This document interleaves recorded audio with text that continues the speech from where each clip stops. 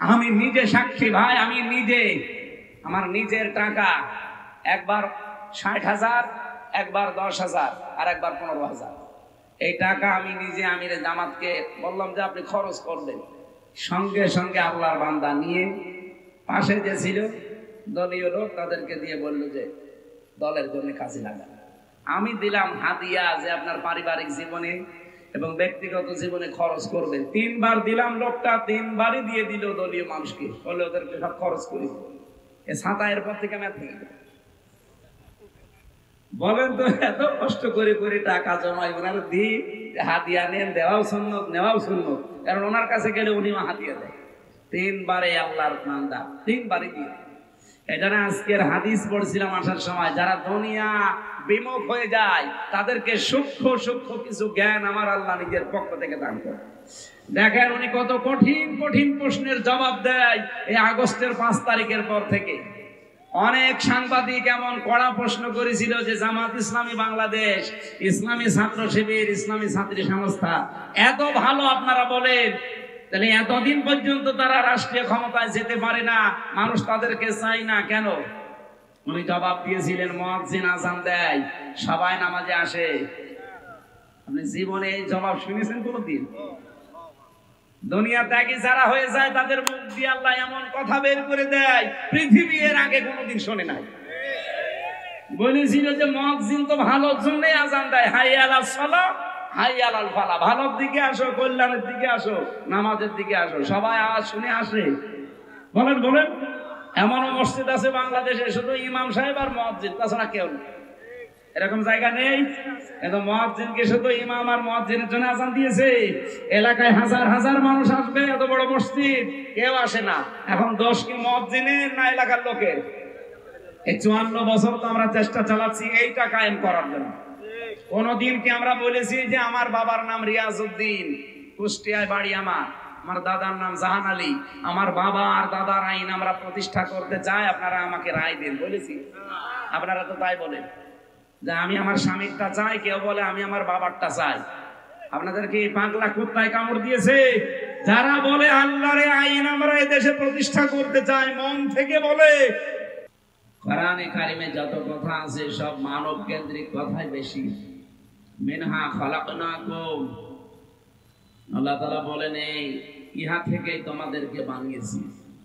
ইহা কি আমরা জানি? মাটি না, মাটি দিয়ে সরাসরি আর একজনকে আল্লাহ বানিয়েছেন, হযরত আদম আলাইহিস সালাম। আমাদেরকে আজ পর্যন্ত সরাসরি মাটি দিয়ে বানায়নি। কিয়ামত পর্যন্ত যারা আসবে তাদেরকে মাটি দিয়ে সরাসরি বানানো হবে না, মানুষদেরকে বানানো হবে মাটির নির্যাস দিয়ে। আর শুধু ঠনঠনে শুকনা মাটি দিয়ে বানিয়েছিল কাকে? আদম আলাইহিস সালাম। মাটি বানিয়েছে কি দিয়ে? মাটিও তো একটা জিনিস দিয়ে বানানো লাগবে। আমরা তাফসীরের ভেতর থেকে বলছি, আপনি যদি এখন গাজীপুরে যান, মৃত্তিকা গবেষণাগার আছে, ওখানে মাটি গবেষণা করে 10টা জিনিস তারা মাটি থেকে বের করেছে। 1 নম্বরে oxygen, silicon, aluminium, iron, calcium, potassium, sodium, magnesium, nitrogen, hydrogen. এই 10টা জিনিস মাটির ভেতরে আছে। আর আমাদেরকে যেহেতু আল্লাহ মাটির নির্যাস দিয়ে বানালেন, মাটি থেকে উৎপন্ন হওয়া যে খাদ্য খাবারগুলো, আমার বাবা অনেকগুলো খাবার পরে ওনার রক্ত, গোশত, চর্বি, চামড়া, মাংস এগুলো তৈরি হয়। সেখান থেকে বীর্য তৈরি হয়। বাবার স্ফলিঙ্গ দিয়ে দ্রুত গতিতে বের হয়ে যাওয়া এই নাপাক পানিটা, বীর্যটা মায়ের রেহেমের ভেতরে জমা হয়। বিজ্ঞান এখন প্রমাণ করছে নাপাক পানি দিয়ে আল্লাহ 4টা জিনিস বানায়: রক্ত, গোশত, চর্বি আর চামড়া। বাবার মায়ের রেহেমের ভেতরে যে থলিটা আছে পানির, নাপাক পানির, এইটা দিয়ে আল্লাহ আরো 4টা জিনিস বানায়: চুল, রগ, হাড় আর পর্দা। এই 4 4 8টা জিনিস যখন এক হয়, ফেরেশতাদেরকে আল্লাহ রাব্বুল আলামিন বলেন আমি নিজে আরো 5টা জিনিস আমার বান্দাকে দয়া করে দান করব। কাউকে হয়তো 5টা দেই, কাউকে 4টা দেই, কাউকে 3টা দেই। যারে আল্লাহ যেটা দেয় না দেখবেন দুনিয়াতে ঠিক ওইটা কম হয়ে আসে। এটা মা বাবারও হাত নেই, আর ওই মাটির ভেতরে এই গুণও নেই। মাটির ভেতরে কয়টা গুণ পেলাম? 10টা। বলেন বলেন। বাবার কাছ থেকে আল্লাহ 4টা জিনিস বানান, মায়ের জিনিস দিয়ে 4টা, 4 4 8টা, 10 আর 8 18। আপনি কম্পিউটারের ভেতরে মানুষের এই মানব দেহ 3.5 হাত ঢুকিয়ে দেন, ও বলবে যে না, মানুষ তৈরি হতে এখন অনেকগুলো উপাদান লাগবে। কি লাগবে? যদি কমপ্লিট মানুষ বানাতে চান, শ্রবণ শক্তি লাগবে, দর্শন শক্তি লাগবে, বাক শক্তি লাগবে, আকেল শক্তি লাগবে, ঘ্রাণ শক্তি লাগবে। আর এই 5টায় আল্লাহ নিজে তার রব নামের কারণে আমাদেরকে ভিক্ষা দিয়েছেন। আল্লাহুল গানিয়্য ওয়া আনতুমুল ফুকারা। আমি ধনী, তোরা সব ফকির। এই আয়াত আমি বানালাম।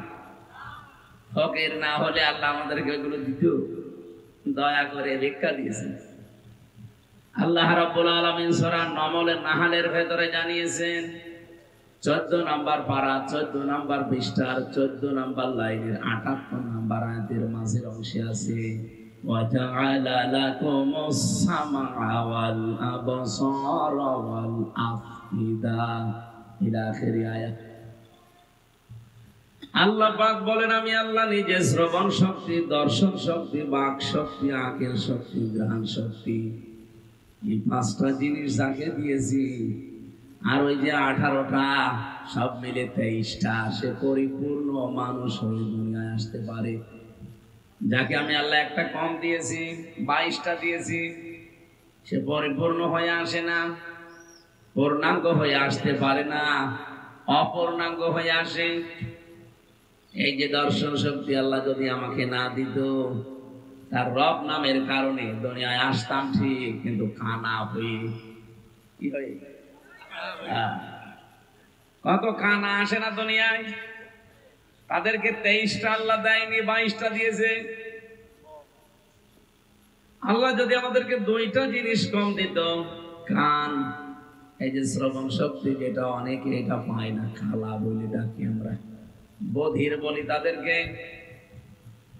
একটু নিজের দিকে তাকিয়ে ভাবেন তো, আল্লাহ আপনাকে সত্যি যা দিয়েছেন, যদি এই 23টার ভেতরে 2টা কম দিত, মানুষ দুনিয়াতে আপনাকে বলতো ঠিক, কিন্তু বলতো কানা আর খালা। আপনি কি করতেন? নিজের দিকে তাকিয়ে এবার ভাবেন। কত মানুষ হয়তো আপনাকে না দেখে মোবাইলে কথা বলে, কিন্তু এই 2টা জিনিস যদি না থাকতো, কথা বলা না, আপনার নাম শুনতে শিখি না তো কানা, আবার বধির। সেদিন ইন্টারনেটে দিয়েছিল, ওই বড়গোনার এক মহিলা কথা বলতো একটা পুরুষের সাথে মোবাইলে, ফেসবুকে চ্যাটিং করতো। দেখে নাই কোনোদিন তার চেহারা। সেই লোক খুব চালাক, ওর হাত নেই, পা নেই, প্রতিবন্ধী, চোখ টেরা, কিন্তু এমন কায়দায় ছবি এডিটিং করে প্রোফাইলে দিয়েছে, বোঝার কোনো কায়দা নেই, দেখলে মনে হবে রাজপুত্র। মহিলার সাথে প্রায় 2 বছর লাইন চলছে, মনে করছে জিনিস মনে হয় 1 নাম্বার, চলে এসেছে। চলে আসার পরে যে চেহারা দেখেছে, দেখে একটা হাত নেই, পা নেই, আবার এতদিন মিথ্যা কথা বলেছে যে আমি একটা চাকরি করি, মনে করছে যে বিশাল জিনিস হবে। ওই মহিলাও 2 নাম্বার, কারণ ওরও 2টা ছেলে মেয়ে আছে। ওই এসে দেখছে এই অবস্থা, চাকরি করে ঠিক, কিন্তু একজনের জমিতে পানি টেনে দেয়, এই চাকরি। এখন মহিলা বিয়ে করতে আর রাজি না। এই লোকের যে ভাই আছে, সে বলছে না, তুমি কেন আসলে? আমাকে মিথ্যা কথা বলেছে যে নাকি খুব সুদর্শন, বলবে তো যে আমি প্রতিবন্ধী, আমার প্রোফাইলে ছবি দিয়েছে সেই রকম ছবি আমি দেখেছি, ওই যে এসেছি। সাতক্ষীরা বাসী শুধু হাসির জন্য বলি নাই, নিজের দিকে তাকিয়ে বলেন, আপনাকে যদি আল্লাহ এরকম প্রতিবন্ধী করে দিত, হয়তো না। কথা বলে না কেন? আপনি কিসের মাস্তানি করেন? কিসের অহংকার আপনার বলেন তো? কুমিল্লাতে একবার খাবার খাচ্ছিলাম এক মাহফিলে, হঠাৎ বিদ্যুৎ চলে গেল। পাশে আমার এক অন্ধ বসেছিল খাবার খেতে। আমার যারা চোখওয়ালা মানুষ তারা চিল্লা পাল্লা করছে, ওই তাড়াতাড়ি কারেন্টের ব্যবস্থা করেন, জেনারেটর লাগান। হঠাৎ অন্ধ আমার হাত চেপে ধরে বলছে, হুজুর মাত্র 2 মিনিট কারেন্ট চলে গেছে আর আপনি চিল্লাচ্ছেন। অথচ 42 বছর আমার জীবনে কোনো কারেন্ট নেই। আমি কিন্তু জন্মের পরে দেখতে পেতাম টাইফয়েড হওয়ার কারণে আমার এই অবস্থা হয়েছে। আজ 42 বছর, কি আলো কি অন্ধকার আমি জানি না। আপনাকে একটা তথ্য জানাই, এই পৃথিবীতে যাদের চোখ আছে অন্তত তারা দিনের বেলা তো দেখে, রাতের বেলা ঘুমিয়ে থাকলেও স্বপ্ন দেখে। কিন্তু আমরা যারা অন্ধ আমরা তো দেখতে পাই না, রাতের স্বপ্নেও দেখি না, শুধু আওয়াজ শুনি। আমার ওই দিনই মনে হচ্ছিল, আল্লাহ কিছু যদি দুনিয়ায় না দেয় অন্তত চোখ দিয়েছে, কিয়ামত পর্যন্ত সেজদায় থাকা দরকার। আল্লাহ পাক যদি সত্যি ওই 5টা জিনিস আমাকে ভিক্ষা না দিত, দয়া করে আমার মা বাবা যতই ধনী মানুষ হোক, আকিস গ্রুপের মালিক যদি হয়, আমিও তার বাড়িতে যদি জন্ম নিতাম, আমার কেউ তাকাইতো না। কথা বলে না কেন? আর এখানে দাওয়াত দেওয়া দূরের কথা, কুষ্টিয়া থেকে পর্যন্ত মোবাইলে করতো না যে ওর কি দেখবো নিয়ে এসে, ওর চোখ নেই কান নেই কথা বলতে পারে না। বিজ্ঞান এখন প্রমাণ করছে মানুষকে যে আল্লাহ যে বাক শক্তি দিয়েছেন। আল্লাহ রাব্বুল আলামিনের নবী বলেন, মানুষের এই কণ্ঠনালীর ভেতরে 27টা স্তর আছে, প্রতিটি স্তরে একজন করে ফেরেশতা বসে আছে। আমি যখন একটা কথা বলার নিয়ত করি, এখান থেকে এখানে, এখান থেকে ওখানে, ওখান থেকে এখানে, এভাবে দেওয়া লাগবে। 27 জন এভাবে বসে আছে স্তরে স্তরে। কথাটা বের করার জন্য 26 নাম্বার জায়গা পর্যন্ত ঠিক থাকে। 27 নাম্বারে যখন বের হবে তখন আওয়াজটা যাকে আল্লাহ যে আওয়াজ দিয়ে বানিয়েছে ওই আওয়াজে তার কথাটা বের করে দেয়। একবারের জন্য ভাবেন তো, আমাদের দুনিয়ায় যারা আছে সবার কণ্ঠের আওয়াজ যদি একরকম হতো, এ পৃথিবীতে চলাফেরা করা বড় কঠিন হয়ে যেত। আমি যদি মুরব্বীর বাড়ি দিয়ে আজ রাত 2টার সময় যে বলতাম, ম্যাডাম দরজা খোলেন, মনে করতো যে এসেছে, খুলে দিত, বাবা শাহজালাল সব হালাল হয়ে যেত না।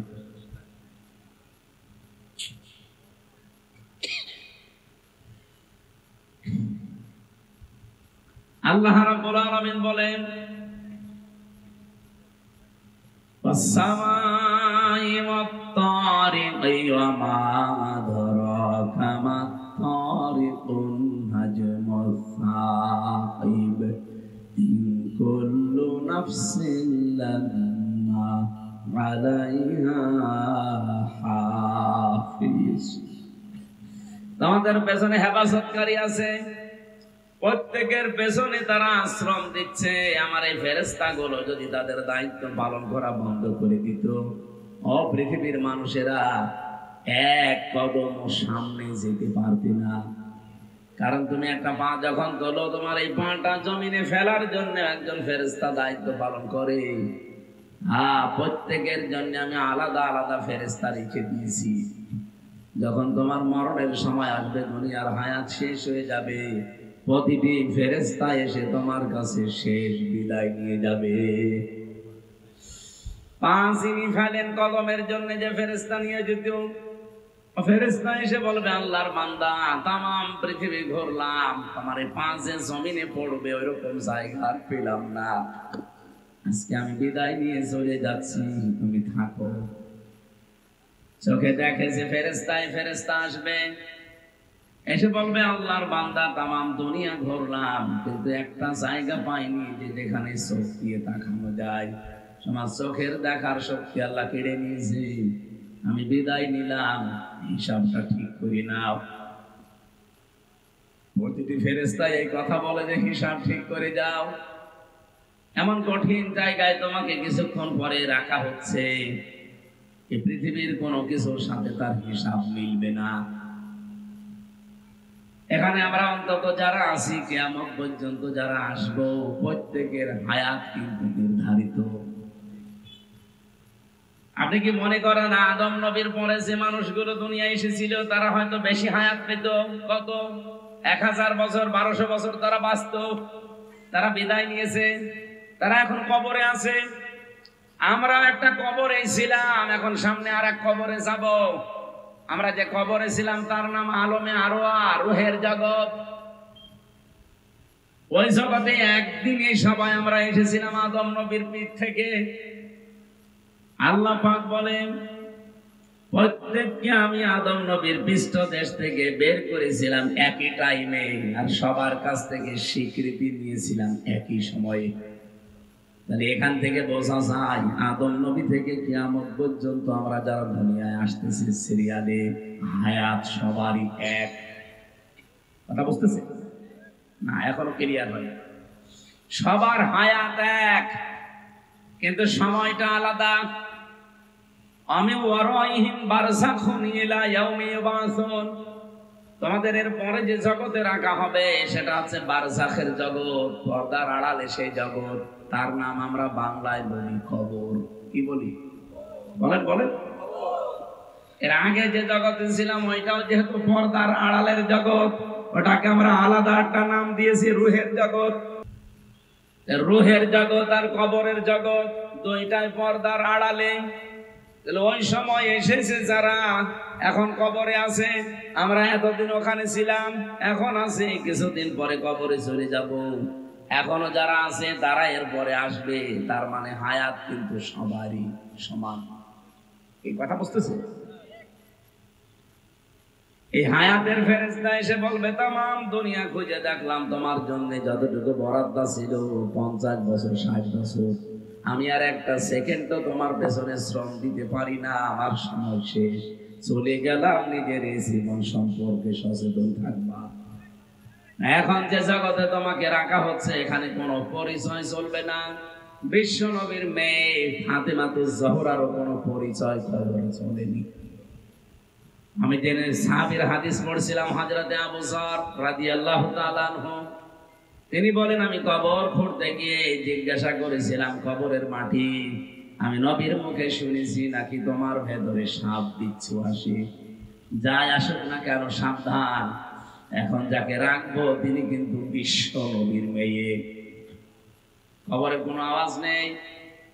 চিন্তা করলেন নবীর কথা তো মিথ্যা না, কোনো আওয়াজ নেয় না কেন?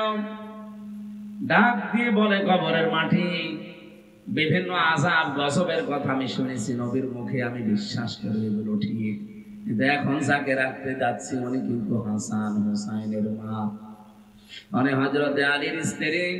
জান্নাতে যত মহিলা যাবে তাদের নেত্রী। সাবধান, কোনো বিয়াদবি করবা না।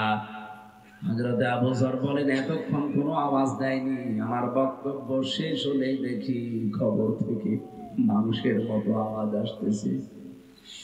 ডাক দিয়ে বলে আবু যর নিজে শোনো, পৃথিবীর মানুষকে শুনিয়ে দিও আমি কিন্তু 3.5 হাত জায়গা, পৃথিবীর কোনো পরিচয় আমার কাছে নেই। তুমি এতক্ষণ যাদের কথা বললে সব আমি শুনতে পেয়েছি। তুমি কিসের ফাতেমার নাম বললে? জান্নাতের নেত্রীকে আমি চিনি না, হাসান হোসাইনের মা চিনি না, হযরতে আলীর স্ত্রী তাও চিনি না, এমনকি বিশ্ব নবী মুহাম্মদ রাসূলুল্লাহর কলিজার টুকরা আমি চিনি না। আমি চিনি তার কাজ। যদি সত্যি কাজ কারবার ভালো পায়, তার হায়াতের জিন্দেগি যদি পবিত্র থাকে, ইল্লা মান আতাল্লাহ বিকলবিন সালিম। রব্বুল আলামিন বলেন আমার কাছে একটাই পরিচয় শুধু কাজে লাগবে, যার অন্তরটা পরিষ্কার থাকবে। এ পরিচয় ছাড়া কোনো কিছুতে আমার কাছে কোনো পরিচয় খাটবে না, চলে যাও। হযরতে আবু যর বলেন একটা আওয়াজ শোনার পর থেকে আমি এই যে চিৎকার করে বের হয়ে গেলাম, জীবনে কোনোদিন আর সংসার করার সাহস আমার মনে আসে না। সাতক্ষীরাবাসী যে যাই করেন না কেন, এরকম একটা জগৎ সামনে আমাদের নেই। আরো জোরে বলুন। বিশাল একটা ভয়ঙ্কর জগৎ আমাদের সামনে আসতেছে।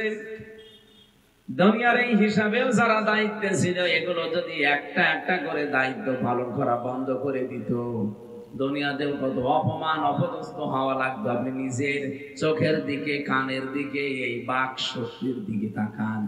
আমার চেহারা যতই ভালো হোক, লেখাপড়া আমি যতই আন্দাজে করি, যদি কথা বলতে হঠাৎ আল্লাহ বন্ধ করে দেয়, বিজ্ঞান এখন দেখাচ্ছে যে 27টা স্তরের একটা স্তর যদি অকেজ হয়ে যায়, দুর্বল হয়ে যায়, আপনি যতই জোরে জোরে কিছু করেন কথা বলতে পারবেন না, শুধু গা গো শব্দ হবে। কি দয়া করেছে আমি এই জায়গাগুলোতে যখন কম্পিউটারের সামনে বসি, আগে সেজদা দিয়ে নিই যে আল্লাহ, কত মানুষকে তুমি কথা বলার যোগ্যতা কেড়ে নিয়েছো। এই যে কাজী নজরুল ইসলাম 43 বছর জীবনে কথা বলতে পারে নাই, বোবা ছিল। আপনি হিসাব করতে পারেন জীবনে আজ যারা আল্লাহর বিরুদ্ধে এই কথাকে ব্যবহার করেন, মানবতার বিরুদ্ধে এই কথাকে ব্যবহার করেন, এখনই যদি আল্লাহ 27টা স্তরের হালকা একটু ফাটল ধরিয়ে দেয়, এমনকি যে শরীরের ভেতরে 5.5 কেজি রক্ত এখন 226 কিলোমিটার বেগে প্রবাহমান চলছে, মাথা থেকে পা পর্যন্ত। বিজ্ঞান জানিয়েছে 2 কোটি কোষ আমাদের শরীরে আল্লাহ দিয়েছে। এই কোষগুলো যদি কিছু দুর্বল হয়ে যায়, আর এগুলো দুর্বল হওয়ার কিছু পয়েন্টও আছে, আমার আলোচনা ওদিকে না, আমি দিকে যাচ্ছি। এক কথায় বলছি, কোষগুলো যদি সত্যি দুর্বল হয়ে যেত, আপনার কিন্তু এই রক্তের ভেতরে কমপক্ষে 5 প্রকার ক্যান্সার দেখা দিত। ক্যান্সার হওয়ার পেছনেও কিছু কারণ আমি পেয়েছি। তামিলনাড়ুতে ছিলাম, সিলেটের এক ভাইকে পেয়েছিলাম, উনি প্রায় 12 মাস সেখানে আছে। যেদিন আমরা চলে আসবো ওই দিন শুনলাম ওনার রিপোর্ট দিয়েছি যে শরীরের ভেতরে যে 5 প্রকার ক্যান্সার হয়, তার ভেতরে 1 প্রকার ধরা পড়েছে। ওনারে বললাম আপনার কত টাকা খরচ হলো? বলছে 1,13,00,000। 1,13,00,000 টাকা অলরেডি 12 মাসে চলে গেছে। আজকে ডাক্তার রিপোর্ট দিয়েছে আমি নাকি আর বাঁচবো না, কারণ রক্তের যে কোষগুলো, ওই কোষগুলো এখন আর কাজ করছে না। আমি খ্রিস্টান ডাক্তারের সাথে কথা বলেছিলাম ইংরেজিতে, জিজ্ঞাসা করেছিলাম তাকে যে হ্যালো ডক্টর, এই যে রোগগুলো হওয়ার কারণ কি? রক্তের ভেতরে যে 5 প্রকার ক্যান্সার, এর 1 প্রকার ধরা পড়েছে, এটার কারণ কি? খ্রিস্টান ডাক্তার আমাকে মেডিকেল রিপোর্ট দিয়ে জানাচ্ছিলেন যে পৃথিবীতে মানুষের এই শরীরে কোটি কোটি লোমকূপ আছে। দেখতে পাচ্ছেন এই যে এটা লোম বলে না, পশম, এই ভালো ভাষায় বললে লোম বলে। এই লোমগুলোর ভেতর দিয়ে অন্ধকার আর আলো প্রবেশ করে শরীরে। আপনার শরীরের ভেতরে এই জন্য আল্লাহ 12 ঘন্টা আলো প্রবেশ করার ব্যবস্থা করে দিন দিয়েছেন, আর 12 ঘন্টা এরকম অন্ধকার করে দিয়েছেন যেন অন্ধকার প্রবেশ করে। ক্যান্সার থেকে বাঁচার জন্য এটা ভূমিকা পালন করে। এই লোকটা সারাটা জীবনই বেশিরভাগ আলোয় কাটিয়েছে, অন্ধকার ওর শরীরের ভেতরে প্রবেশ করা দরকার, সে ব্যবস্থা ওর ছিল না। দিনের আলোতে থাকতো 12.5 ঘন্টা, রাতের বেলায় ওই মোবাইলের আলো, কম্পিউটার আলো, টিভির আলো অথবা আলো জ্বালিয়ে ঘুমাতো। এই জন্য নবীর হাদিস হচ্ছে যখন ঘুমাতে যাবেন অন্ধকার করে ঘুমাবেন। 1,500 বছর আগে এই কথা বিশ্ব নবী জানিয়েছেন, আর বিজ্ঞান এখন প্রমাণ করে বলছে যে ঘুমানোর সময় বাতি আলো লিভিয়ে ঘুমাবেন, অন্ধকার আপনার শরীরের ভেতরে প্রবেশ করবে, ক্যান্সার থেকে আল্লাহ আপনাকে বাঁচিয়ে দেবে। এ মাথার ভেতরে একটা জিনিস আছে, পেছন দিয়ে বের হয়, এটা যত বেশি বের হবে, এটা অন্ধকার না হলে বের হয় না। আমি তো আর আপনাকে বিজ্ঞান বোঝাই না, আমি কোরআন বোঝাচ্ছি। এতে একটা পয়েন্ট এসেছে, এই জন্য এতটুকু বললাম। আল্লাহ রাব্বুল আলামিন সত্যি আমাদেরকে যা দিয়েছেন, উনি যদি একটু এলোমেলো করে দেয়, আমি হামজা থাকবো না। না। আমার এখনই মানুষ বলবে বোবা, কি বলবে? এই জন্য পুরা কোরআন শরীফে আপনি দেখবেন মানুষ, এটা আলোচ্য বিষয় কোরআনের। রব্বুল আলামিন এই জন্য পৃথিবীতে যত সৃষ্টি পাঠিয়েছেন সবচাইতে বড় সম্মান আর মর্যাদায় দিয়েছেন এই মানুষকে। ওয়ালাকাদ কাররামনা বানি আদম, অবশ্যই আমি বনি আদমকে সম্মান দিয়েছি। আমি যে খুতবা পড়েছিলাম প্রথমে, হয়তো এখানে আলেম ছাড়া অনেকে বোঝেন না, আমি আরবিতে বলেছিলাম। ওর বাংলা ছিল কি, আল্লাযী খালাকানা লিল ইবাদাতি ওয়াল জান, যিনি আমাদেরকে বানিয়েছেন তার ইবাদতের জন্য, আর জিনদেরকেও তিনি বানিয়েছেন। ওয়া খাসসানা বিত্তাকরিমি বাইনাল হায়াওয়ান, তিনি সম্মান দিয়েছেন আর খাস ভাবে, স্পেশাল ভাবে আমাদের সম্মান দিয়েছেন। তামাম পৃথিবীর যত হায়াওয়ান, যত সৃষ্টি আছে, সব সৃষ্টির উপরে সম্মান বেশি কার? বলেন বলেন। এই মানুষদের ভেতরে আবার আল্লাহর কাছে দামি তারা যারা ঈমান এনেছে আল্লাহর প্রতি, আর ঈমান আনার পরে যারা আমলে সালেহ নেক কাজ করেছে। নিশ্চয় যারা ঈমান আনে আর আমলে সালেহ করে, অসাতক্ষীরাবাসী এ জেলায় আসলে আয়াতটার ব্যাখ্যা বেশি করা দরকার। ভালো করে শোনেন, আমি এমনি বলি নাই। যারা ঈমান আনার পরে আমলে সালেহ করে, কি এটা কি? আমরা অনেকেই মনে করে আমলে সালেহ মানে নেক কাজ। না, শুধু নেক কাজের নাম আমলে সালেহ না। যারা গবেষক আছে, আলেম চিন্তাশীল যারা, তাদেরকে বলছি আপনি চিন্তা ভাবনা করে পড়বেন, সালেহ মানে যোগ্য। সালেহ মানে বলেন বলেন। আপনাকে যোগ্য হওয়া লাগবে ঈমান আনার পর। আজ এই দেশে ইসলাম এই 54 বছরে কায়েম হয়নি, তার একটাই কারণ, আমরা যোগ্য না। যদি আমরা সত্যি যে যে জায়গায় আছি ওখানে যোগ্যতা অর্জন করতে পারতাম, মাস্ট বি আল্লাহ তার ওয়াদা ঠিক রাখতো। ওয়া'দাল্লাহু আল্লাযীনা আমানু মিনকুম ওয়া আমিলুস সালিহাত লা ইস্তাখলিফান্নাহুম ফিল আরদি কামাস্তাখলাফাল্লাযীনা মিন ক্বাবলিহিম। সূরা নূর 18 নম্বর পারার 16 নম্বর পৃষ্ঠার 3 নম্বর লাইনের 55 নম্বর আয়াতের প্রথম অংশে আছে। আল্লাহ বলেন, আমার ওয়াদা তোমাদের ভেতরে যারা ঈমান আনবে আর আমলে সালেহ করবে তাদেরকে আমি জমিনের শাসন ক্ষমতা দিয়ে দেব। বলেন সুবহানাল্লাহ। আল্লাহ এতটুকু বলে শেষ করে দেননি। কামাস্তাখলাফাল্লাযীনা মিন ক্বাবলিহিম, লামে তাকিদ নুনে সাকিলা, শুধু তোমাদেরকে না, এর পূর্বে পৃথিবীতে যারা ঈমান আনার পরে আমলে সালেহ করেছে তাদেরকে আমি জমিনের শাসন ক্ষমতা দিয়েছিলাম। এই ঘোষণা কার? বলেন বলেন। 54 বছরে আমরা 92% মুসলমান এই দেশে। আল্লাহ আমাদেরকে দেয় না কেন? আল্লাহর ওয়াদা মিথ্যা নাকি? আরো জোরে বলেন। কোরআনে কারিমের একটা আয়াত পরিচিত, আমি পড়ছি। আমি আলেমদেরকে বলছি, এখানে আলেম নেই, এই যে আমি আপনাকে বলবো এবার, ওয়ালা তাহিনু ওয়ালা তাহজানু ওয়া আনতুমুল আ'লাউনা ইন কুনতুম মুমিনিন। সূরা আলে ইমরানের 139 নম্বর আয়াত। বহুবার জীবনে পড়েছি, কিন্তু আমার মনে হয় এখন বাংলাদেশের সাথে এখন 100 ভাগে আয়াতটা মিলবে। এদিকে তাকান, খুব জরুরি এটা। আল্লাহ বলেন, ওয়ালা তাহিনু, তাহিনু মানে মন ভেঙো না, হীন বল হয় না, মন ক্ষুণ্ণ হবা না, দুর্বল হয়ে যাবা না। ওয়ালা তাহজানু, চিন্তাও করবা না। ওয়া আনতুমুল আ'লাউনা, শব্দটা ছিল ওয়া আনতুম আল আ'না, আল আ'লাউনা। আমার প্রশ্ন এখানে, আল্লাহ আনতুমুল আ'লাউনা দেওয়ার আগে এই যে আ'লাউনা এর আগে আলিফ লাম দিলেন কেন? আরবি গ্রামার যারা পড়ায়, বিশেষ করে বালাগাত মানতে যারা মাদ্রাসাতে পড়েছে, পড়াচ্ছে, শব্দটা কিন্তু আরবি গ্রামার অনুযায়ী ভুল হয়েছে। কোরআন শরীফ ভুল তাই না, মানে আপনাকে বোঝানো লাগবে, এখানে মিলিয়ে দেওয়া লাগবে। আরবি গ্রামারের সাথে বালাগাত মান্তিকের সাথে আয়াতটা মিলছে না।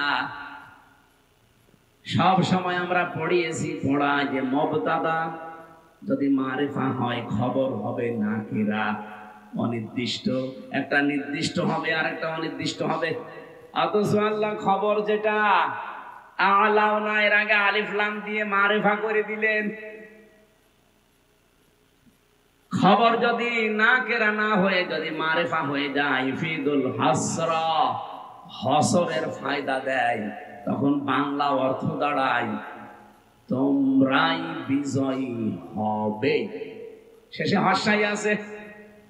যদি আল্লাহ আলিফ লামটা এখানে না দিত তাহলে তোমরা হবে এতটুকু বলতো। কিন্তু যেহেতু আলিফ লাম দিয়ে ওইটাও নির্দিষ্ট করে দিলেন, বাংলা অর্থই দাঁড়িয়ে গেছে, পুরাটা পাল্টিয়ে গেছে। তোমরাই বিজয়ী হবে, গ্যারান্টি দিয়েছে কে? বলেন বলেন।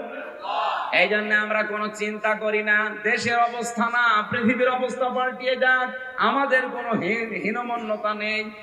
আমরা দুর্বল হই না, কারণ আমরা বাঁচলেও যা মরলেও তা। এই কথা বলেন এখন।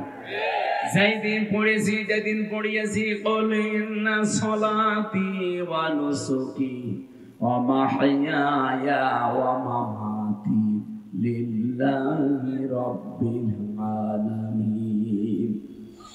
হে নবী, আপনি বলেন আমার জীবন, আমার মরণ, আমার নামাজ, আমার কুরবানি সব আমি আল্লাহকে দিয়ে দিয়েছি। আমি যে বেঁচে আছি আমার আল্লাহর জন্য, মরে গেলেও আল্লাহর জন্য। কিন্তু আপনারটা না। দুনিয়াদার যারা, তারা দুনিয়ার জন্যই বেঁচে থাকে। ওদের যা কাজ কার হাল নুনাব্বিউকুম না উনাব্বিউকুম, বল হাল নুনাব্বিউকুম, কুল হাল নুনাব্বিউকুম বিল আকসারিনা আমালা। সূরা কাহফের ভেতরে আছে 103 নম্বর আয়াত। হে নবী, ওই মানুষদেরকে বলেন এই পৃথিবীতে সবচাইতে বেশি ক্ষতিগ্রস্ত কাজ কারবার করতে গিয়ে কারা জানেন? আকসারিনা দিয়েছেন আল্লাহ ইসমে তাফসীল, আকসারিনা আমালা। আমি কি তোমাদেরকে এই কথা বলবো যে পৃথিবীতে কাজ সবাই করে, কিন্তু ক্ষতিগ্রস্ত কারা? আল্লাযীনা দাল্লা সা'য়ুহুম ফিল হায়াতিদ দুনিয়া ওয়া ইয়াহসাবুনা আন্নাহুম ইউহসিনুনা সানআ। যে মানুষগুলো দুনিয়াতে সব সময় শুধু টিকে থাকার জন্য কাজ করে, আর ওরা মনে করে আমরা ভালো পথে আছি। আরে ভাই, 15.5 বছরে দেশ উন্নত হয়েছে, এটা আমিও দেখেছি। কিন্তু শুধু দুনিয়ার টার্গেট মিলে চললে হবে না, আপনাকে টার্গেট নেওয়া লাগবে দুনিয়া থেকে। আর দুনিয়া মাজরাতুল আখিরাহ, এটা হচ্ছে দুনিয়া আখিরাতের ক্ষেত। আমি যদি এখানে বেঁচে থাকি, আমার ক্ষেত এখান থেকে আমি পাঠাবো।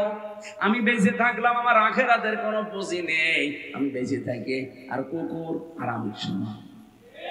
কারণ ওর জীবনের কোনো উদ্দেশ্য নেই, আমারও নেই। আমি 100 বছর না 1000 বছর হায়াত প্রেম করবো কি? আজকে পালিয়ে যাওয়া একজন ব্যক্তির অডিও কল শুনছিলাম। আমি ওনার নাম নিতেও ঘৃণা করি, আমার ঘৃণা লাগে। ও নাম বলা দরকার, নাম বললে এখন অজু করা লাগবে। কারণ যত মানুষের খুনের সাথে জড়িত, ডাইরেক্ট ইনডাইরেক্ট, ওরে যদি 5000 বার দেশে ফাঁসি দেওয়া হয়, তাও মানুষের ঝাল মেটবে না। অন্তত আমার তো মেটবে না, কারণ আমি 3 বছর।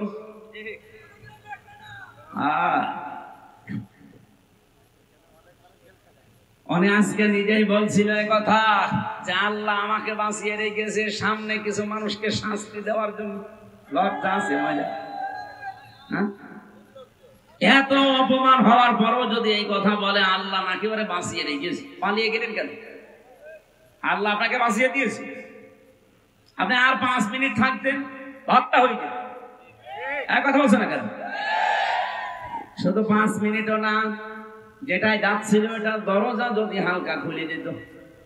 আমি সেদিন যে মৌলভী বাজারে যাচ্ছিলাম, হঠাৎ পাইলট আমারে বলছে, হুজুর এই হেলিকপ্টারের এই হুকটা চাপ দিবেন না, তাহলে খুলে গেলে খুলে যাবে। মনে মনে ভাবলাম আল্লাহ যে 2 বছরে যাচ্ছিল যদি একটু হোক আর যদি আমার সামনে পড়তো মন মতো আল্লাহর নামে পিটাতাম।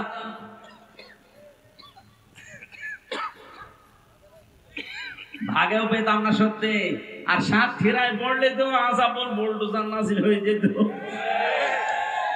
কারণ এই জেলার একেবারে শেষ করে দিয়েছে। সারা বাংলাদেশে সাতক্ষীরাকে আমরা আশা পাই মনে করি এটা ফিলিস্তিন। এত এত এত রাগ ছিল জেলার উপরে। সবচাইতে বেশি অত্যাচার হয়েছে সারা বাংলাদেশে সাতক্ষীরা আর চাঁপাইনবাবগঞ্জ।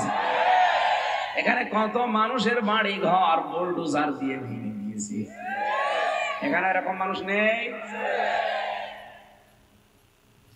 সাবেক এমপি, একজন মুহাদ্দিস, একজন কামিল মাদ্রাসার অধ্যক্ষ, তার বাড়ি পর্যন্ত 2 তলা বাড়ি মাটির সাথে মিশিয়ে দিয়েছে বুলডোজার দিয়ে। এটা আমি বানিয়ে বলছি না,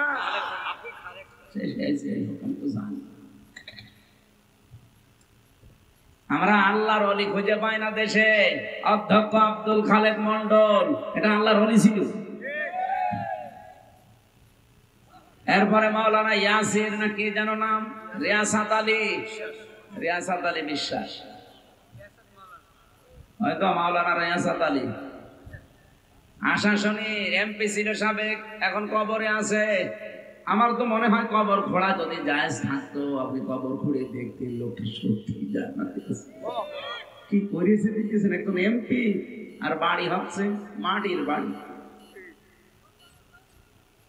আর কত মানুষ এই সাতক্ষীরা এমপি হতে না, এমপির শুধু পেছনে থাকে, তার বাড়ি 3 তলা। তাও তো সে ভোটের এমপি না, অবৈধ এমপি। অবৈধ এমপির অবৈধ পিএস, তারই যদি 3 তলা বাড়ি হয়। মাওলানা রিয়াসাত আলীর তো 50 তলা হওয়ার দরকার ছিল। বলেন, আপনি ওলি খুঁজে পান না, চলে যাচ্ছেন সে কোথায়? চট্টগ্রামে জাহাঙ্গীর হুজুরের কাছে। জাহাঙ্গীর হুজুর না, এক জাহাঙ্গীর হুজুর আছে না যে কবরে কলম পড়তে যায়, কি হুজুর। সাতক্ষীরাবাসী খুব ভালোবাসি শুধু ইমানের কারণে আপনাদের। বাংলাদেশে তো কত জেলা আছে, কোন জেলার মানুষকে আমার এভাবে ভালো লাগে না। শুধু এই অত্যাচারিত হওয়ার কারণে তাম বাংলাদেশের মানুষের মহব্বত এই জেলার প্রতি একটা আলাদা আল্লাহ তৈরি করে। আমি যেমন 3টা বছর ফাঁসির কন্টেন্ট ছেলে ছিলাম, এই জন্য আল্লাহ তামাম দুনিয়ার মুসলমানদের ভেতরে যারা নাম জানে, যারা বাংলা ভাষা বোঝে, দেখবেন তাদের ভেতরে আল্লাহ মহব্বত ঢেলে দিয়েছে। কারণ দুনিয়াতে যারা ইসলামের জন্য, মানবতার জন্য কষ্ট স্বীকার করবে, মাস্ক দিয়ে তাদের প্রতি আল্লাহ একটা আলাদা ভালোবাসা সৃষ্টি জগতের ভেতরে তৈরি করে দেবে। এখানে একটা নতুন তথ্য বলছি আপনাদেরকে, আলেমদের কাজে লাগবে। এদিকে তাকান।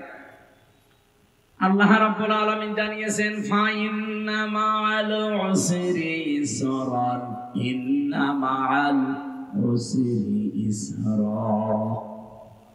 আমি এখানে যারা আলেম আছে তাদেরকে আবার জিজ্ঞাসা করব, আয়াতটা ঠিক আছে না ভুল? হ্যাঁ, ঠিক আছে কি করে? শুধু ঠিক না, আমি আপনাকে একটা জিনিস এখান থেকে বের করে আশার বাণী শোনাচ্ছি। আল্লাহ যে উসরুন দিয়েছেন, দেখবেন উসরুনের আগে আলিফ লাম আছে, এর আগে মা আছে।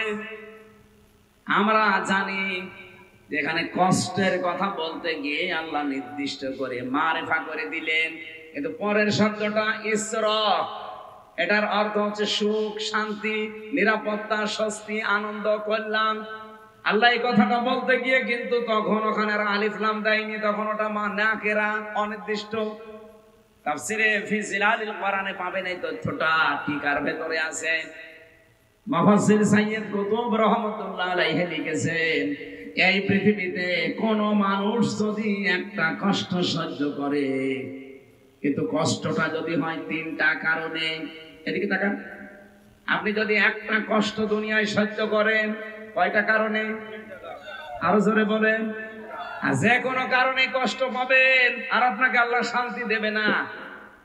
কষ্টটা যদি হয় 3টা কারণে, আর কষ্ট যদি হয় একটাও, কমপক্ষে দুনিয়া আখিরাত মিলে আপনাকে আল্লাহ 10 থেকে 70টা শান্তি ভোগ করাবে না। আপনি বলেননি, আপনি যদি দুনিয়ায় কষ্ট পান কয়টা? আরো জোরে, কারণ কয়টা? যে কোনো কারণে কষ্ট পেলে কিন্তু শান্তি পাওয়া যায় না। হাসিনাও কষ্ট পেয়েছিল, তাইনি? কি কান্না কানছিল দেখেছেন যাওয়ার দিন, মানুষের স্বামী বেরিয়ে গেছে। কিন্তু এই কষ্টে এই 3টা কারণে আপনি দেখবেন হয়নি। 1 নাম্বার কারণ হওয়া লাগবে কষ্ট পেয়েছেন কিন্তু আল্লাহর জন্য। ওকে, আল্লাহর জন্য কষ্ট পেয়েছে, রাসূলুল্লাহর জন্য পেয়েছে, মানবতার জন্য। আর মানবতাকে ধ্বংস করিস, কথা বলেন না কেন? 3টা কারণের একটাও পেলাম না। হ্যাঁ, পৃথিবীতে কেউ যদি আল্লাহর জন্য কষ্ট পায় একটা, রাসূলুল্লাহর জন্য কষ্ট পায় একটা, মানবতার জন্য কষ্ট পায় একটা। আমি 3টা বছর জেলে ছিলাম আমার ব্যক্তিগত গুনার কারণে না, ওদের আক্রোশের কারণে। কারণ আমাকে যে মিথ্যা মামলা দিয়েছিল, ছাতা আমি জীবনে কোনোদিন নামই শুনি নাই। আমারে দিয়েছে আমি নাকি আনসারুল্লাহ বাংলা টিমের প্রধান, কি ওইটা আমি জানি না। ভেতরে যে একজনকে পেয়েছিলাম মনে হচ্ছে আল্লাহ দলের সভাপতি, ওনার নাম হচ্ছে আব্দুল মতিন, 17 বছর ছেলে। ওনার একদিন বললাম, ভাই আপনি আল্লাহ দলের সভাপতি, সেক্রেটারিকে? বলছে আমার ছেলে। ও সভাপতি, ওর ছেলে সেক্রেটারি, বাংলাদেশে আর কেউ নেই, এই হচ্ছে জঙ্গি। আমাদেরকেও এরকম সন্ত্রাস বিরোধী জঙ্গি মামলা দিয়ে বিশ্বের মডলদেরকে দেখাতো যে এই দেশে ভয়াবহ জঙ্গি দেখা দিচ্ছে। আমরা যদি না থাকি দেশ কিন্তু আর আয়ত্তে রাখতে পারবেন না। এই মিথ্যা কথাগুলো বিশ্বের মডলদেরকে জানিয়ে, অথচ এটা যেটা মিথ্যা কথা এখন এই 8.5 মাসে 8.5 মাসে একজনও জঙ্গি ধরা পড়েছে? একটাও পড়ে না। জঙ্গিও নাই, যে কয়টা আছে কয়েকটা উগ্র, তারা এখন ছেলে।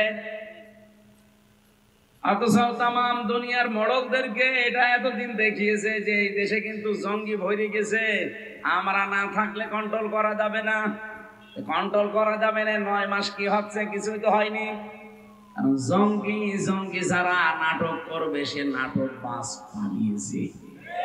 আর যাদেরকে দিয়ে নাটক মঞ্চস্থ করবে তারা এখন সবাই পালায়নি। এই জঙ্গি মামলা যারা সাজিয়েছিল, আমারে যারা রিমান্ডে নিয়ে, আমার এমন কোন জায়গা নেই যেখানে টর্চার ওরা করে নাই। এই মানুষগুলো এখনো পর্যন্ত বহাল তবিয়তে আছে। এই সাতক্ষীরাতে এসেছে, এখন শুনছি সাতক্ষীরার দায়িত্বে এখন এসেছে একজন, আমি নাম নিলে আপনারা এখনই চিনে ফেলবেন।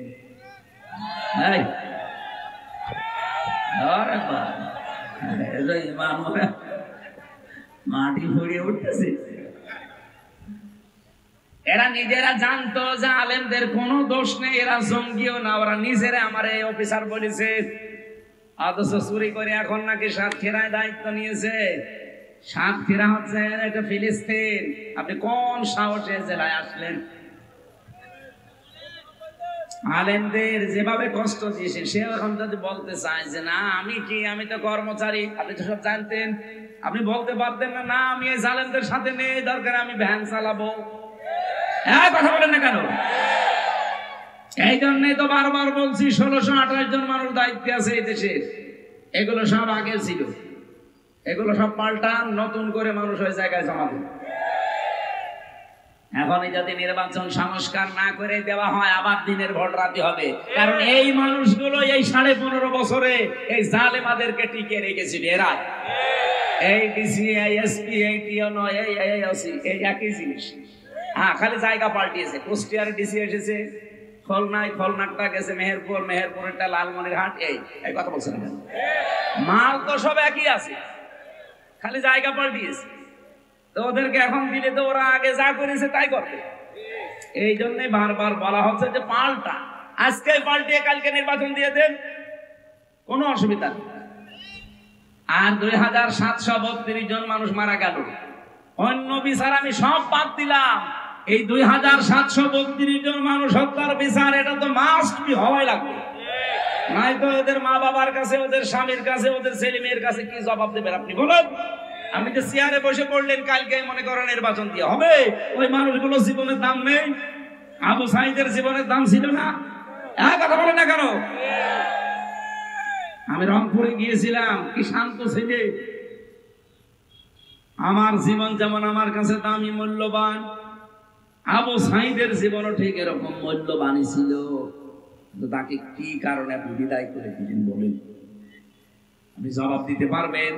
অথচ এই দেশে এখনো আইন আছে, হত্যা যদি কেউ করে তারে এই যে ফাঁসির যে নিয়ম আছে, 2732 জন যদি খুন হয়ে যায়, আপনি এক একজনের যদি একজনকেও ফাঁসি দিয়ে থাকেন, তাহলে হাসিনার ফাঁসি দেওয়া দরকার 2732 বার, লিগাল ভাবে।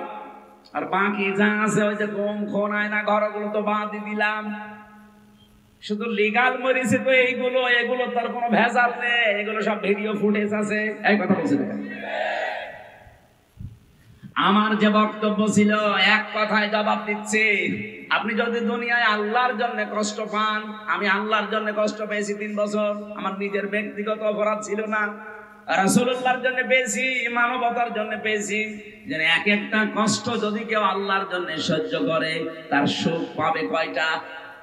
70টা। বলেন বলেন, আরো জোরে বলেন। সিস্টেম অপর পৃষ্ঠায় দেখুন, পৃথিবীতে কেউ যদি একটা আনন্দ ভোগ করে, সুখ ভোগ করে, আর ওই সুখটা যদি হয় অবৈধ সুখ, তাহলে কমপক্ষে তাকে 70টা অপমান অপদস্থ হওয়া লাগবে। আপনি খালি সুখেরটা নেবেন, দুঃখেরটা নেবেন না। এই জন্য আল্লাহ আয়াত রিপিট করেছেন, সূরা আল নাসর 5 এবং 6 নম্বর আয়াত। এই আয়াতের ব্যাখ্যা আমি নিজে পুরো বাস্তবে এতটুকুই বুঝি, দুনিয়াতে যারা অবৈধ সুখ ভোগ করছেন, এক একটা অবৈধ সুখের কারণে দুনিয়া আখিরাত মিলে আপনাকে কমপক্ষে 70টা দুঃখ আল্লাহ ভোগ করাবে। কথা বলেন না? এই 15.5 বছরে হাসিনা যদি 50টা সুখ ভোগ করে, হাসিনার সাথে যত লেসপেন্সার ছিল সবাই যদি সুখ পায়, এই সাতক্ষীরা সদরে যে দায়িত্বে ছিল বিনা ভোটের এমপি, সে সুখ পায়নি কয়টা? মনে করেন 20টা সুখ পেয়েছে না পাইনি? কত আনন্দ পেয়েছে বাবা শাহজালাল, মনে হচ্ছে সব হালাল হয়ে গেছে। কত জায়গায় এই বিনা ভোটের এমপি কত মানুষের কাছে টাকা পয়সা নিয়ে নিয়ে চাকরি দেওয়ার নামে, চাকরি দিয়েছে, টাকা নিয়েছে। ও যদি এমপি না হতো ওরে কেউ টাকা দিত? এই কথা বলেন না কেন? কত জায়গা জমি ঘর বাড়ি সব দখল করে নিজের নামে নিয়ে নিয়েছে। কত কিছু আল্লাহর রাস্তায় সব কিছু করলেন, আমি মানলাম আপনি করেছেন। এবার বলেন, আপনি যে সুখটা পেলেন এটা কি বৈধ সুখ না অবৈধ? বলেন বলেন। এক একটা অবৈধ সুখের কারণে 70টা দুঃখ। 15.5 বছরে যদি 50টা সুখ পান, 70 দিয়ে গুণ দেন, হ্যাঁ 3500। এতগুলো দুঃখ আপনাকে আল্লাহ সামনে দেবে, এরপরে আপনি চট করে ঢুকে পড়বেন। অনেকে বলছে চট করে চলে আসবে। আরে ভাই, কোরআন শরীফ মিথ্যা হয়ে যাবে। আপনাকে আল্লাহ আগে 3500 অন্তত দুঃখ, কষ্ট, অপমান, অপদস্থ, অকল্যাণ দেবে, এরপরে তো নাকি। তাহলে আগামীতে কেউ যেন অবৈধ সুখ আর ভোগ না করে, আমরা তো সেইটা চাই। এই যে যারা নির্বাচন চাচ্ছেন, আমরাও চাই। আরে ভাই, এই অবস্থায় দিয়ে দিলে তো বললাম না, ওই 1628 জন ওই মানুষই আছে, ওরা আবার দিনের ভোট রাতে করে ফেলবে, কারণ ওরা এই কাজই করেছে। এই কথা বলে না কেন? সংস্কার না করে, এই বিচারগুলো শেষ না করে আবার দিয়ে দেন, দেখেন আবার সামনে যারা আসবে তারা হাসিনার চাইতে ডবল খুনি হবে। কারণ ওরা বলবে এ মানুষ মারলে তো কোনো বিচার হয় না, ওরা আরো বেশি বেপরোয়া হয়ে যাবে। এই কারণে আমরা বারবার বলছি দেন নির্বাচন, কিন্তু কালকে দেন, আগে সংস্কার করে বিচারটা শেষ করে দেন। তাহলে আগামীতে যারা আসবে তারা চিন্তা করবে না অত গুড় আছেন। কথা বলেন না কেন? আমি কোরআনে কারিমের সূরা নমলের একটা আয়াত পড়ছিলাম তাফসিরে, এদিকে তাকান। ফাতিলকা বুয়ুতুহুম খাবিয়াতান বিমা যালামু এটা সূরা নবলের ভেতরে আছে 19 নাম্বার পারা 20 নাম্বার পৃষ্ঠা 7 নাম্বার লাইনের 52 নাম্বার আয়াতের প্রথম অংশে আছে। তাফসীরে বাইজাবিতে পাবেন। আল্লাহ পাক বলেন এই সেই ঘরগুলো কি, এই ঘরগুলো কি খাবিয়াতান জনশূন্য হয়ে আছে, আজ পরিত্যক্ত হয়ে গেছে। বিমা যালামু, এখানে জুলুম করা হতো এই কারণে। এটা যে বাস্তবগত প্রমাণ, আমার কুষ্টিয়ার হানিফের বাড়ি আপনি যে দেখেন পরিত্যক্ত হয়ে পড়ে আছে, আজ জনশূন্য, কেউ নেই। অথচ আগস্টের 5 তারিখের আগে বাড়ির কি দাপট ছিল, 14টা সিসি ক্যামেরা দেওয়া ছিল, ওখানে কুকুর পর্যন্ত গেলে দেখা যেত। অথচ এখন পায়খানার প্যান পর্যন্ত খুলে গেছে। কিচ্ছু আল্লাহ এতটুকু যদি শেষ করে দিত আমি কিছু বলতাম না। এরপরে আমাদের জন্য ইন্না ফি যালিকা লায়াতান লিকাউমিন ইয়ালামুন। আল্লাহ আয়াতের প্রথমে ইন্না দিলেন আর মাঝে দিয়েছেন লামে তাকিদ। যারা আরবি গ্রামার জানে, কত গুরুত্বপূর্ণ শব্দ জানেন, আল্লাহ গ্যারান্টি দিলেন এই কথা বলতে গিয়ে 2 বার অবশ্যই অবশ্যই। এর ভেতরে শিক্ষা আছে জ্ঞানীদের জন্য। কি শিক্ষা? হানিফ বাংলাদেশে 3 নাম্বার পজিশনে ছিল আওয়ামী লীগের।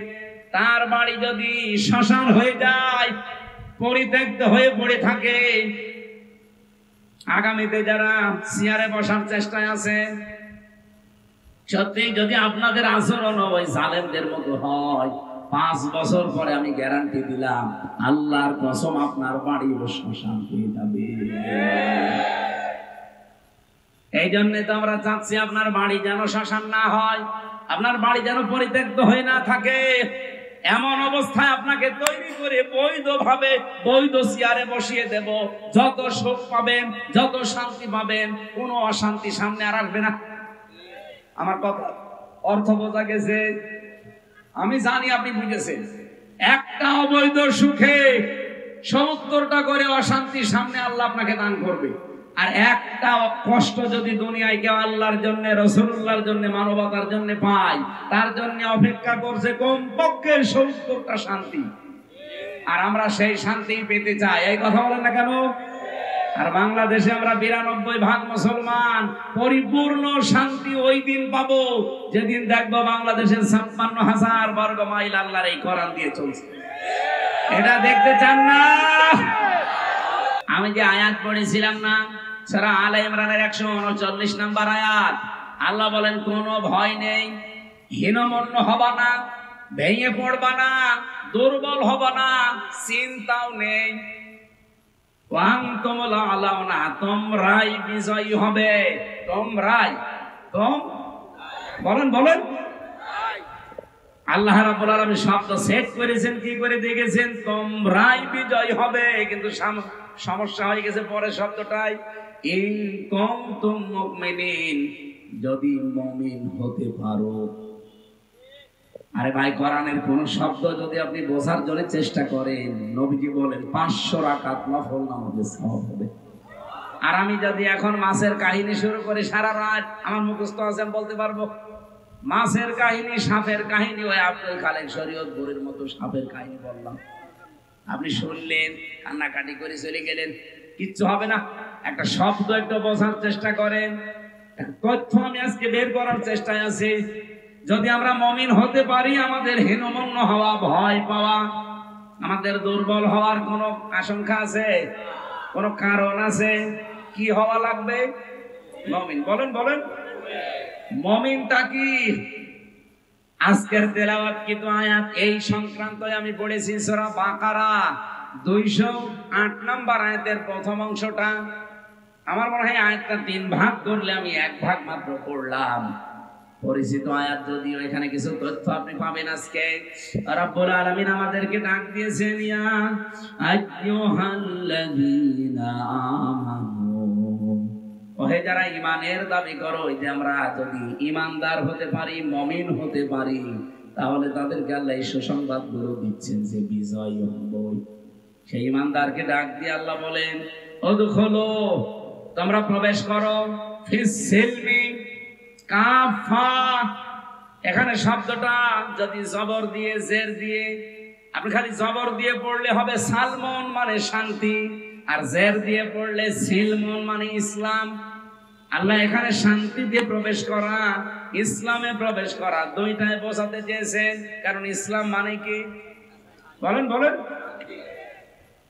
যদিও ইসলাম মানে বাংলায় শান্তি না, ইসলাম মানে আত্মসমর্পণ করা। কেউ যদি সত্যি আত্মসমর্পণ করে, কার কাছে করবেন? এই যে ফিসসিলমি কাফা, পরিপূর্ণভাবে ইসলামের কাছে, ইসলামের ভেতরে। আমরা সেই বহুদিন থেকে আয়াত শুনি যে তোমরা সবাই ইসলামে পরিপূর্ণ প্রবেশ করো। ও সাতক্ষীরাবাসী কিছু বুঝেছেন এখান থেকে আজ পর্যন্ত যে ইসলামে পরিপূর্ণ প্রবেশ করা মানে কি? ইসলামে যে পরিপূর্ণ আল্লাহ প্রবেশ করতে বললেন, এটা কি একটা ঘরের মতো যে আমি প্রবেশ করে দরজা লাগিয়ে দিলাম হয়ে গেল? না। ইসলামে যদি কেউ পরিপূর্ণভাবে প্রবেশ করতে চায়, তার পুরা জীবনে 5টা জিনিস থাকা লাগবে। আপনার জীবনে যদি এখন দেখেন যে 5টা জিনিস আছে, আপনি বুঝবেন যে আপনি ইসলামে পরিপূর্ণ দাখিল হয়েছেন, প্রবেশ করেছেন। আর ইসলামে পরিপূর্ণ প্রবেশ করলে তার পুরস্কার হয়তো এগুলো দেখলেন, বিজয় আল্লাহ আপনাকে দেবে। সুতরাং সামনে যদি আমরা বিজয়ী হতে চাই, এদেশে যদি কোরআনের আইনগুলো চালু করে আমাদের ভাগ্য সুপ্রসন্ন করতে চাই, কয়টা জিনিস এখন থেকে মানা লাগবে? আরো জোরে আরেকবার বলেন, বলেন জোরে। এবার একটা একটা করে আমি বলছি, মিলাবেন। 1 নাম্বারে আপনাকে আত্মসমর্পণ করা লাগবে। এবার আত্মসমর্পণ করবেন কার কাছে?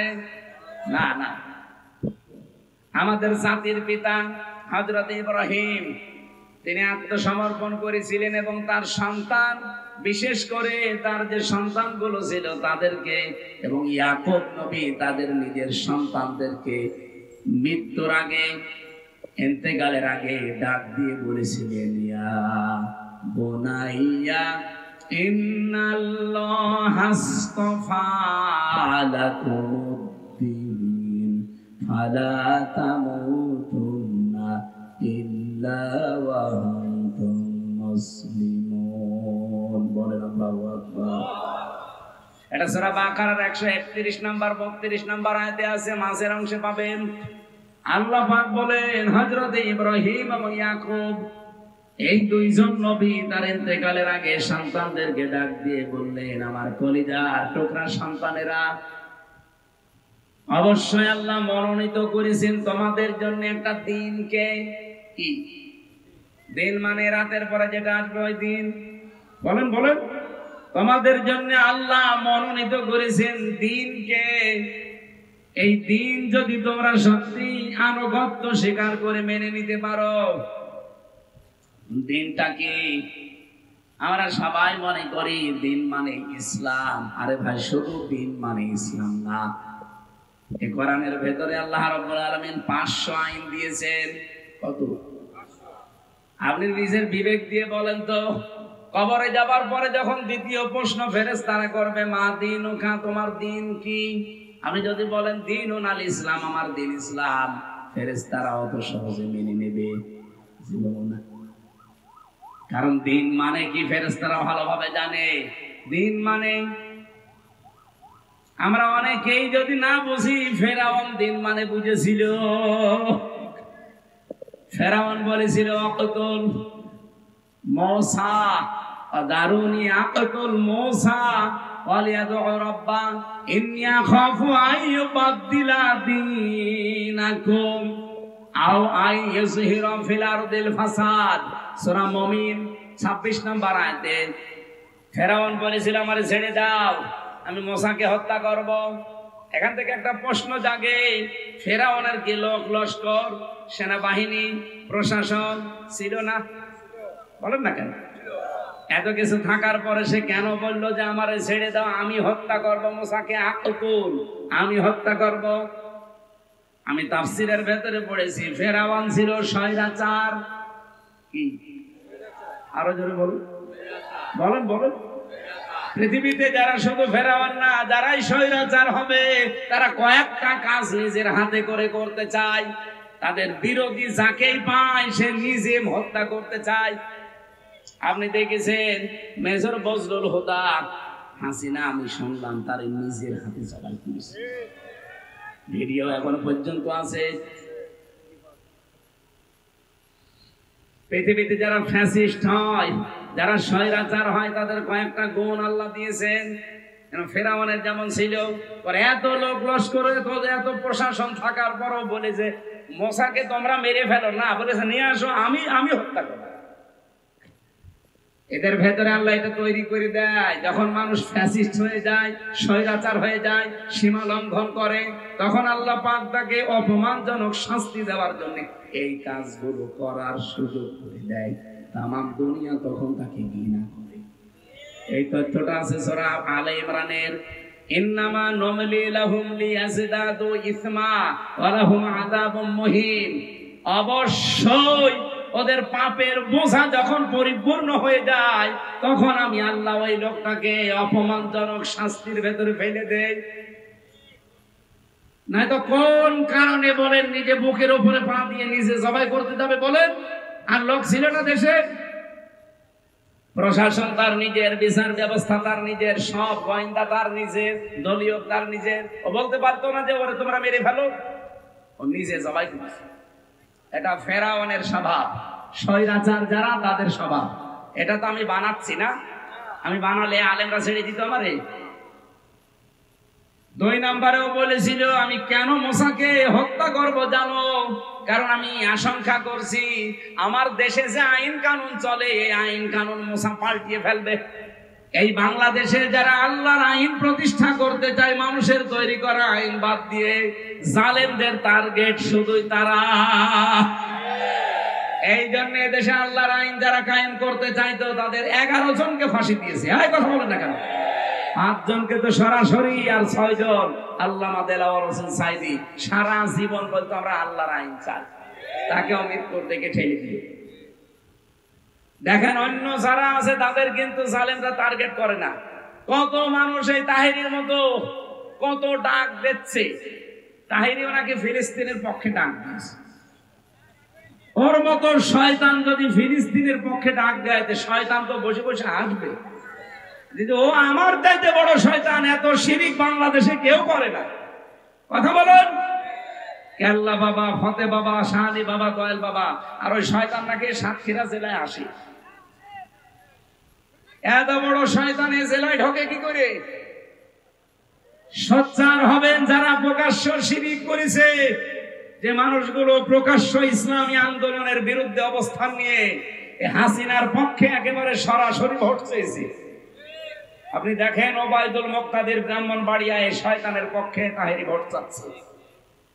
এত বড় ভিডিও ফুটেজ থাকার পরে সে জেলায় ঢুকবে মানে ও তো বাংলাদেশে থাকা ঠিক না, ও তো কাওয়া কাকর মতো পালানো দরকার ছিল। এই কথা বলে না কেন? আর ফিলিস্তিনের পক্ষে এখন ডাক দিচ্ছে না, এগুলো সব ষড়যন্ত্র। দেখবেন আওয়ামী লীগের লোকজন দিয়ে যা টাকা পয়সা কামিয়েছে, এগুলো তাদের কাছ থেকে নিয়ে একটা বিশৃঙ্খলা তৈরি করার চেষ্টা করবে। গোপন খবর তো আমরা জানি নাই। তোমার এপ্রিল সারা বাংলাদেশের সব দলমত এক হয়ে গেল, ওই শয়তানরা আসে না। কথা বলেন। জামাত, বিএনপি, জাতীয় পার্টি কি সব এক হয়ে গিয়েছিল না? বাংলাদেশে শুধু মনে হয় কয়েকটা যারা মানুষ নামে কলঙ্ক, তারা বাদ দিয়ে সব এসেছিল।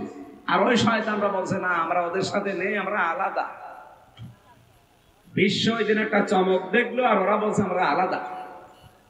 এই এখন একটা বিশৃঙ্খলা তৈরি করার জন্য ওদের তো টাকা পয়সার অভাব নেই, মারিং কাটিং করা টাকা, ওইগুলো এখন হালাল করবে। সেদিন সিলেটে 12 জনকে ওরা 3 কোটি টাকা দিয়েছিল। 3 কোটি বলেছিল দেশে একটা বিশৃঙ্খলা তৈরি করো, জামাত ইসলামের বিরুদ্ধে ফতোয়া দাও। ধরেছে প্রশাসন, পিটিয়েছে। একজন বলছে আমারে পিটাবেন না, আমি সব বলে দিচ্ছি। কি 3 কোটি টাকা আমাদেরকে দিয়েছে আওয়ামী লীগরা, বলেছে জামাতের বিরুদ্ধে কথা বলবা। আমরা তো টাকা হালাল করার জন্য ফতোয়া দিচ্ছিলাম। এই চলছে সামনে। আমার মনে হয় এরাও দুর্বিসন্ধি আছে, এরাও কিছু খেয়েছে বা পেয়েছে। 12 তারিখে গেলেন না হঠাৎ, এখন আপনাদের সাগান দেখছে মানে। হ্যাঁ, কথা বলেন না কেন? এর ভেতরে কোনো দুর্বিসন্ধি নেই। যারা আল্লাহর জমিনে আল্লাহর দিন কায়েম হোক এটা চায় না, বাতিলরা তাদের টার্গেট করে না, কারণ জানে যে এরা আমাদের যে কোনো কায়দায় বন্ধু। কিন্তু যারা চেয়েছিল, দেখেন ফেরাউন বলেছিল আইয়ো বাদ দিলা দীনাকুম, আমার মনে হচ্ছে মুসা আমার রাষ্ট্রের ব্যবস্থা সব পাল্টিয়ে দেবে। এখানে দিন মানে রাষ্ট্রীয় বিধান। তাহলে আপনি আত্মসমর্পণ করতে চাইলে রাষ্ট্রীয় বিধান যেটা আছে এখন, যেটা আছে এর সামনে আত্মসমর্পণ করলে ঈমান আমল থাকবে। এই জায়গায় আল্লাহর এই দিন নিয়ে যাওয়া লাগবে। ইব্রাহিম নবী, ইয়াকুব নবী তাদের সন্তানদেরকে এটা বলেছিলেন। আমরা কি নবীদের সন্তান না? বলেন না কেন? আমাদের জাতির পিতার নাম কি? বঙ্গবন্ধু। কে? আরো জোরে বলেন।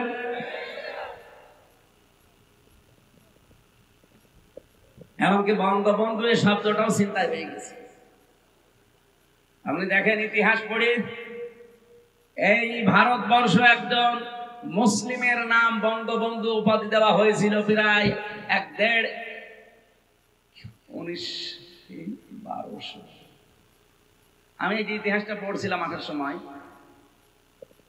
তারিখটা আমার মনে নেই। বঙ্গবন্ধুকে দিয়েছে তোফায়েল আহমেদ। এরও প্রায় অন্তত 60-70 আগে, 60-70 বছর আগে আল্লাহর এক মুসলিম বান্দা এই ভারতবর্ষ যারা শাসন করেছিল তাদের ভেতরে একজন, তারে বঙ্গবন্ধু উপাধি দিয়েছিল এই বঙ্গের লোকেরা। সেইটা চিন্তাই করে ইনার নামে লাগিয়ে। আমি যদি বানিয়ে বলি তাহলে ইতিহাস ভুল। আমি তো আর বানিয়ে না, আমি পড়ে বলছি। আরেকটা আমার মনে আসতেছে না, আমি আসার সময় দেখছিলাম। তাহলে চিন্তায় হয়েছে একটা দুইটা জিনিস না, এদেশের বহু জিনিস চিন্তায় হয়ে গেছে, এখনো অনেক জিনিস চিন্তায় হওয়ার পথে। আমার মনে হয় এই সমস্ত কথা আপনাদের সামনে বলা আপনারা বুঝবেন না। বাস্তবতা এখন চলছে যেটা, আমাদের জাতির পিতা পৃথিবীর কোন মানুষকে আমরা মানি না, মানি ইব্রাহিম আলাইহিস সালামকে। উনি ইন্তেকালের আগে আমরা যেহেতু তার সন্তান, এজন্য লাকুমুদ্দিন কোন শব্দ আছে, যে তোমাদের সবাইকে আমার আল্লাহ মনোনীত করেছে একটা দিনের জন্য, তার নাম ইসলাম। বলেন বলেন। ওই যে সালমন সিলমন যাই বলে, ফালা তামুতুন্না, মরবা না ইল্লা ওয়া আনতুম মুসলিমুন, যতক্ষণ মুসলমান না হতে পারো। সুতরাং আপনি যদি ইসলামে প্রবেশ করতে চান পরিপূর্ণভাবে, আত্মসমর্পণ করা লাগবে আল্লাহর দ্বীনের সামনে। কিসের সামনে?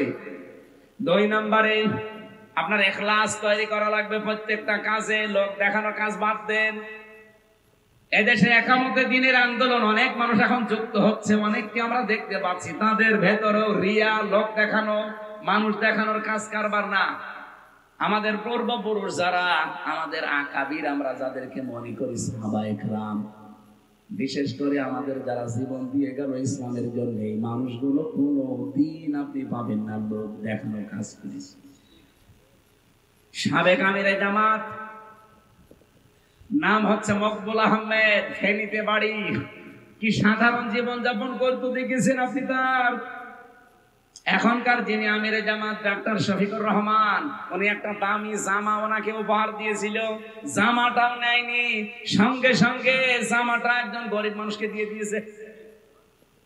এত বড় বিশাল একটা দল বাংলাদেশ জামাত ইসলামী, তার আমির সারা বাংলাদেশের তিনি, অথচ ঢাকাতে তার কোনো বাড়ি নেই, ফ্ল্যাট নেই, ছেলের ভাড়া করা বাড়িতে থাকতো। চিন্তা করতে পারেন, একটা মেম্বারের তাই ঢাকায় ফ্ল্যাট হয়ে যায়, আর সারা বাংলাদেশের চেয়ে এত বড় একটা দলের আমির। মানুষ লোক খুঁজে পায় না। আমি তো এদেরকে চোখে আঙ্গুল দিয়ে দেখাবো। আপনি যে লোক খুঁজে পান না বলেন, আপনাকে চোখে আঙ্গুল দিয়ে দেখানো লাগবে? সাক্ষীরা তো জ্বলন্ত প্রমাণ। আমি নিজে সাক্ষী ভাই, আমি নিজে আমার নিজের টাকা একবার 60,000, একবার 10,000, আর একবার 15,000, এই টাকা আমি নিজে আমিরে জামাতকে বললাম যে আপনি খরচ করবেন। সঙ্গে সঙ্গে আল্লাহর বান্দা নিয়ে পাশে যে ছিল দলীয় লোক, তাদেরকে দিয়ে বললো যে দলের জন্য কাজে লাগা। আমি দিলাম হাদিয়া যে আপনার পারিবারিক জীবনে এবং ব্যক্তিগত জীবনে খরচ করবেন। 3 বার দিলাম, লোকটা 3 বারই দিয়ে দিল দলীয় মানুষকে, বলে ওদেরকে সব খরচ করি। এ ছাতা এরপর থেকে আমি বলেন তো, এত কষ্ট করে করে টাকা জমাই ওনার দিই, হাদিয়া নেন, দেওয়াও সুন্নত, নেওয়াও সুন্নত। কারণ ওনার কাছে গেলে উনি হাদিয়া দেয়। 3 বারে আল্লাহর বান্দা, 3 বারে দিয়ে। এটা না আজকের হাদিস পড়ছিলাম আসার সময়, যারা দুনিয়া বিমুখ হয়ে যায় তাদেরকে সূক্ষ্ম সূক্ষ্ম কিছু জ্ঞান আমার আল্লাহ নিজের পক্ষ থেকে দান করে।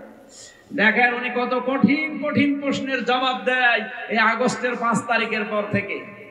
অনেক সাংবাদিক এমন কড়া প্রশ্ন করেছিল যে জামাত ইসলামী বাংলাদেশ, ইসলামী ছাত্র শিবির, ইসলামী ছাত্রী সংস্থা এত ভালো আপনারা বলেন, তাহলে এতদিন পর্যন্ত তারা রাষ্ট্রীয় ক্ষমতায় যেতে পারে না, মানুষ তাদেরকে চায় না কেন?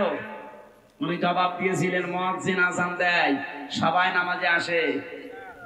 আপনি জীবনে এই জবাব শুনেছেন কোনদিন?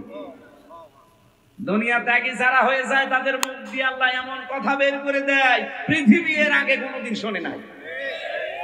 বলেছিল যে মুয়াজ্জিন তো ভালোর জন্য আযান দেয়, হাইয়া আলাস সালাহ হাইয়া আলাল ফালাহ, ভালোর দিকে আসো, কল্যাণের দিকে আসো, নামাজের দিকে আসো। সবাই আওয়াজ শুনে আসে। বলেন বলেন, এমনও মসজিদ আছে বাংলাদেশে শুধু ইমাম সাহেব আর মুয়াজ্জিন, তাছাড়া কেউ নেই। এরকম জায়গা নেই?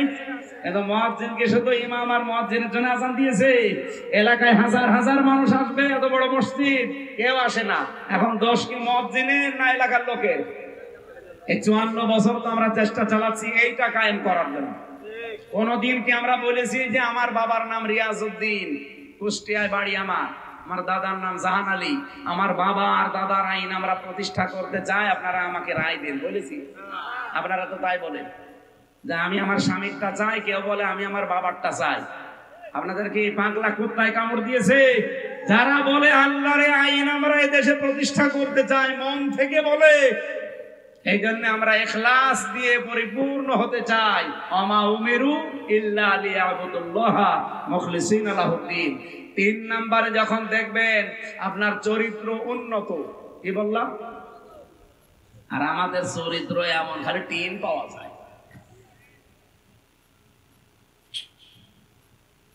কত মানুষের বাড়ির নিচে, খাটের নিচে তেল পাওয়া যায়, ফ্রিজের ভেতরে টাকা পাওয়া যায়, বালিশের ভেতরে টাকা পাওয়া যায়। কথা বলছে না কেন?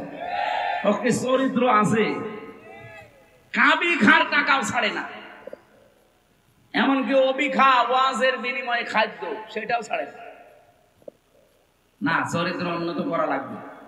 এখানে প্রায় 99টা পয়েন্ট লিখেছিলাম আমি, যে উন্নত চরিত্র কেমন ভাবে গঠন করা লাগে। আল্লাহ রাব্বুল আলামিন সূরা হাদীদের 25 নম্বর আয়াতের ব্যাখ্যায় আছে। আমার অনেক রাত হয়ে গেছে, এত রাত পর্যন্ত কথা বলা ঠিক না। সামনে তাহাজ্জুদের নামাজ, ফজরের নামাজ, এবার কর্মজীবন আছে আপনাদের। আমি আর পয়েন্টটা শেষ করব, বাকিগুলো 4 নম্বরে আপনার আকীদা বিশুদ্ধ হওয়া লাগবে। এইটা সাতক্ষীরা জেলায় আছে, কিন্তু অন্যান্য জেলায় আমরা পাই না। বহু জেলায় যে দেখি আল্লাহ যেটা পারে ওইটা অন্য কেউ পারে, এই বিশ্বাস তারা করে। এই যে মেয়েরা যারা এসেছেন আজ, অনেক মহিলাদের সন্তানাদি না হলে, অসুখ বিসুখ যদি সারতে না চায়, একটু বেশি বেশি হয়, তখন সব বাদ দেয়, আল্লাহর উপরও ভরসা ছেড়ে দেয়। যত ভরসা সব বাবার উপর, পীরের উপরে, আর এই নলতার উপর। এই কথা বলছে না কেন? আল্লাহর ওলি শুয়ে আছে, ওখানে যায়। আরে ভাই, যে কবরে আছে সে তো অসহায়, আপনি তার কাছে গিয়ে কি পাবেন? আপনার যদি কিছু পাওয়ার থাকে তাহলে আপনার জীবনের নেক কাজের ওসিলা দিয়ে আল্লাহকে বলেন। কথা বলে না কেন?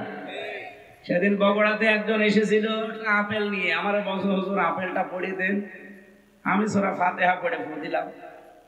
আমার কানের কাছে মুখ নিয়ে বলছে, এমন ভাবে আপেল পড়বেন যেন ছেলে হয়। আপেল দিলাম, ফেলি। আপেল কই? ফেলে দিয়েছে। আরে ভাই, আপেল পড়ে যদি ছেলে হইতো, আমার ম্যাডামের 3টা মেয়ে হইতো। আমার ম্যাডামের 3টা মেয়ে পর পর যদি আপেল পড়ি দিয়ে ছেলে হইতো, আমি ওরে খালি আপেল খাওয়াতাম। কত বড় বিশ্বাস যে আপেল পড়ি নাকি ছেলে হয়। তা আমরা কি করছি? আপেল পড়ি যদি ছেলে হয়, তা আমরা কি করছি? আমাদের কোনো কাজ নেই, আমরা কি রোবট? আকীদা সাফ করা লাগবে। আবার বলছি, আল্লাহ যেটা পারে ওইটা অন্য কেউ।